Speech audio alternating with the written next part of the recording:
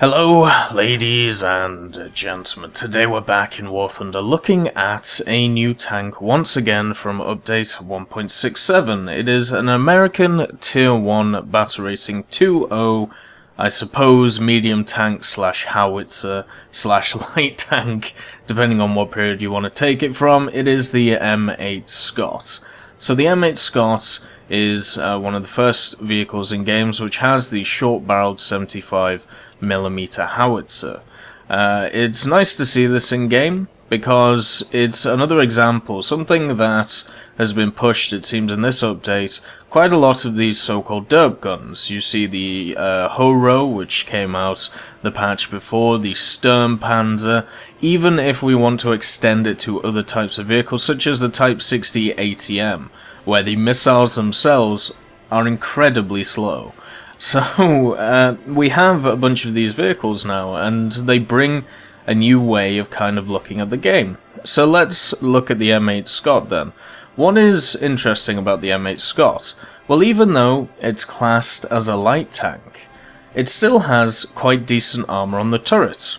You're talking about a Tier 1 BR20 with up to just over 40mm of armor on the turret itself, on the turret mantlet, at least on the front. If we look at the upper glacis, you're looking at about 30mm, which isn't anything that's too useful, but what it means is that certain tanks which would dominate at this tier, it can actually fight against. The Panzer IIc in itself can only get up to 46mm of penetration with its APIT rounds. If you use HVAP, then yes, you are going to go through 64mm, but you are able to at least bounce some shots using the M8 turret.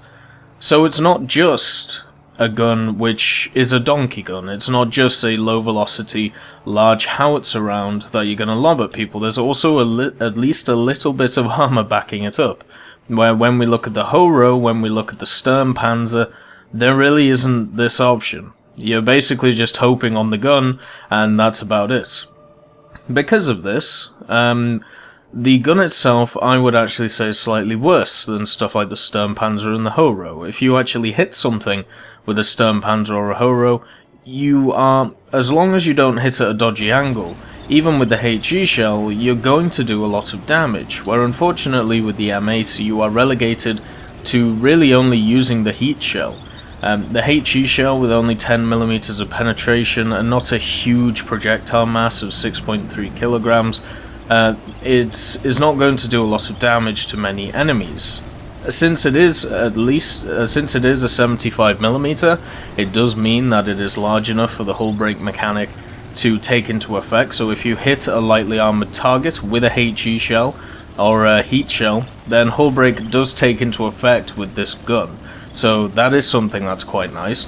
But overall, you're going to be wanting to use the heat shells, mainly because you still get the hull break advantage, not just with the HE shells, but also with the heat shells, and also you get about 90mm of penetration, which is going to penetrate basically everything that you're going to be fighting. There is not many tanks around BR 2.0 which are going to be able to bounce shots which are, 90mm. There are certain parts of tanks, if you hit at dodgy angles, then yes, but even stuff like the T-35, the A1, E1 Independent, these so-called heavy tanks with a bunch of armor, even going to the T-50, which is always seen as a tank which can bounce a shot, you're still only looking at 40 or 60mm of armor. So your heat shell should be your go-to. If you want to do damage to a target, you should use the heat shell, and you should use it to try and hit the driver and the gunner, which is kind of easy to do, especially at these lower tiers, because most of the time more crews are a lot more cramped in these tanks, so you can clip the head of a driver and also hit the waist of a gunner and take them both out. What would be the tank I would use as a direct competitor to the M8? I think the German early Panzer IVs is a great example of what the M8 is. If you look at something like the Panzer IV-E, which is exactly the same BR, it has the short-barreled 75, but the only difference is with the Panzer IV gun, you actually get the APC BC shell. But the majority of the time, I think it's worth using the heat shell. Even though you get more of an explosive mass with the 75, you can actually bounce the shots off the M8 turret and many other turrets. So using the heat shell probably is your best bet. It is a very slow turning turret. It has okay speed, pretty decent speed when we look at the M8 and the Panzer IV. And its characteristics are very, very similar. So if you like the Panzer IVs, the early ones with the short-barreled 75, you will also enjoy the Scott. Now, there is something that seems to be exclusive to fast-accelerating British tanks and American tanks alike when it comes to the engine. And it's, I don't know what it is, but the driver, maybe this is a crew skill issue, but the drivers never seem to know how to shift gear properly. They always struggle with it. So what happens is you start running really high revs at certain points without shifting gears, and then you'll do a sudden gear change, lose 10 kilometers an hour, and then you have to gain it back again. If you've ever used the Locust, you'll know exactly what I'm talking about. Now, this happens with the M8 as well in realistic. Not so much in arcade, but a lot in realistic. There's a video that Bowtime did in the last few days. If you go and watch it, you'll see the M8 Scots, the drivers not being able to basically control the gears on the vehicle, and the tanks themselves want to hop about. And this has been an issue with the Locust since its inception, and it seems to be an issue with the M8 as well. I have no idea why, but it seems like the engines have too much power for the driver and they can't shift gears quick enough. So the acceleration gets the better of them and it starts leeching around the vehicle. And it's just kind of interesting. It's kind of a little tidbit. So if you want to destroy an M8, where do you shoot it? Well, first of all, you engage it from range. The reason for this is because with the heat shell, you're looking at 304 meters per second. It is a very slow shell. You have to arc it incredibly high to try and hit a target from range. So you engage it from range, and also you try and shoot the center mass. You try and shoot the upper glacis. It's only 40 millimeters of effective armor, so shooting through that shouldn't be too hard to do.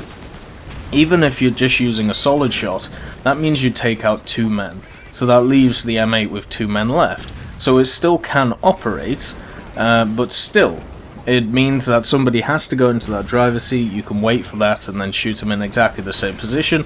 Or if you think you have the penetration to go through the front of the open-topped turret, then go for it. Just remember that in this game, open-top turrets can be exceptionally weird when it comes to shooting them. The M10 comes to mind, even the Hellcat. Sometimes when you shoot the turret, the shot just decides to ricochet somewhere, or maybe it hits the turret and then it bounces over the turret. It seems to be something that just happens with these open-top turrets. But overall, it is actually a really fun tank to use. It would be nice if the turret was a bit quicker at turning around, but then again, as I said, if you directly compare it to one of the strongest tanks at this BR, the Panzer IV-E, the Panzer IV-E has exactly the same problems as the M8, but in my opinion, it is still one of the best tanks. So the M8 is sat in that bracket as well. Already in the game, we have an M8. We have the M8A1. If you don't know what the M8A1 is, it's a gift vehicle that was given out for doing certain challenges a while back. If you want to see a video on it, I do have it in my hangar, and you know, I will do a video on it, but I believe I've done some in the past. But if an update video is needed, then let's go for it. It's basically exactly the same as the M8, but with a long-barreled 75, sorry. Gets itself a BR of 2.7 because of it, even though I don't think it justifies it. What really excites me about having the M8 in game. It's not just because it's a nice vehicle, it's not just because the gun is fun, and it takes quite a lot of skill to use because of the muzzle velocity, or the fact that it has a 50 cal on the top, so if you do come up against an anti-air vehicle such as like a flak panzer, you're not just automatically dead because you missed the first shot. Also tied into that is the fact that the reload rate is 4.2 seconds, and that's with my current crew. If we go to the maximum you can get it down to, you can get it down to 3.3 seconds in realistic, which is very competitive, especially when we look at other vehicles such as, once again, the Panzer IV-E at 4.3 seconds. It's not something like the Su-5, which I covered before, which has a reload of 6.5. It means that you can get 2 shots off to their 1. But anyway, what really excites me about this is the fact that they actually put the best version of the M8 in. There is a version of the M8 which does not have the additional tracks on the side of it, which does not have the 50 cal on top. It doesn't have the little box on the back of it, which I don't really know why it's there, but they actually opted to go for the best version of this tank, the latest version, the 1944 version, instead of doing what they've done to the Centurion Mark 1 and basically made it the worst version, but we'll get into that tank when we get to it. But what also really excites me is that this turret could actually be found on LVT vehicles. We have the LVT A1 in game, and we also have the LVT A4 ZIS-2. Now if you look at the LVT A4, what it was the LVT chassis and the M8 turret. So that could be something that we see in game, and I think that would be really cool to do. We already have an LVT with a Stuart turret. Why not have one with the M8 turret and basically just mix and match, because a lot of the time that's what the Americans did when it came to these types of vehicles. So it would be nice to see that. I mean, why not? Why not go for it? We now know that it exists in the game. So all you have to do is put one chassis with one turret together, and Bob's your uncle. There was even an LVT A4 which was made with a long-barreled 75, in the same vein as the M8A1. But in conclusion, is the M8 a good vehicle? At 2.0, I think it is actually able to deal with the highest competitors at Tier 1. When we look at Germany, we're looking at the Panzer IV-E. It's basically, depending on how you look at it, a better version of it. If you take into account the reload, and if you take into account the armor, which is slightly better. If we're looking at speed and turret rotation and stuff like that, then they're very, very equal. If we compare it to the Russians and their best vehicle around this BR, we're looking at something like the BT-7. Now the BT-7 has a slightly better reload. It does have good enough armor penetration to get through your upper glacis, but not particularly your turret, and it is very quick. So in some areas the M8 is better, in other areas the BT is better, so it comes down to personal skill with the vehicle.